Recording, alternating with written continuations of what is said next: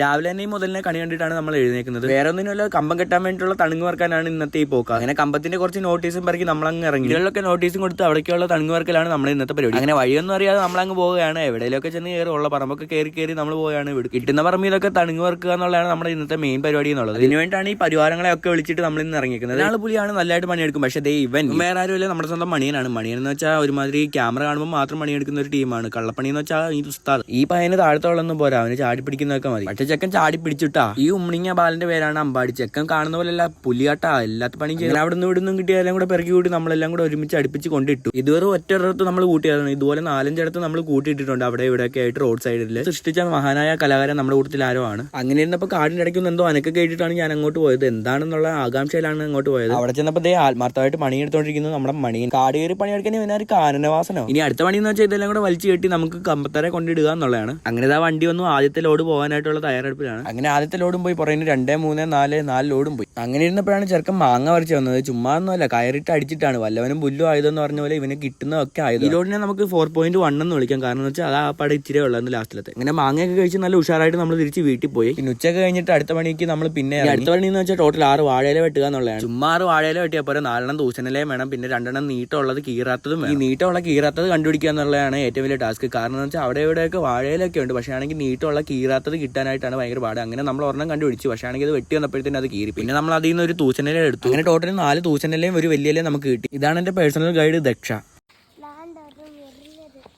ഇതെല്ലാം മുറിഞ്ഞ, അതാണ് പ്രശ്നം. അങ്ങനെ ദക്ഷേനെ കൂട്ടി നമ്മൾ ലാസ്റ്റിലത്തെ ഇലയും കണ്ടുപിടിച്ച് വെട്ടി. ഇല തപ്പി പോയ കൂട്ടത്തിൽ നമുക്കൊരു കൊലയും കിട്ടി. ഇന്നസെന്റ് പറയുന്ന പോലെ അതിപ്പോൾ ലാഭമായല്ലോ. അങ്ങനെ നീണ്ട കാത്തിരിപ്പിന് ശേഷം നമ്മുടെ വീടിനടുത്തേക്ക് എത്താറായിട്ടുണ്ട്. നമ്മുടെ വീടിനടുത്തുള്ള ഒരു വീട്ടിൽ നിന്ന് കിട്ടിയാണ് ഈ ഉണ്ണിയപ്പവും വെള്ളവും. ഈ തുള്ളി കളിക്കുന്ന കുഞ്ഞിപ്പുഴുവില്ല, ചേച്ചിയുടെ കുരിപ്പ്, നമ്മുടെ ഡബ്ലു. ഇവനാണ് ഞങ്ങളുടെ വീട്ടിലേതും ഞങ്ങളുടെ അപ്പുറത്തെ വല്യച്ഛന്റെ വീട്ടിലേതും പറയിടുന്നത്.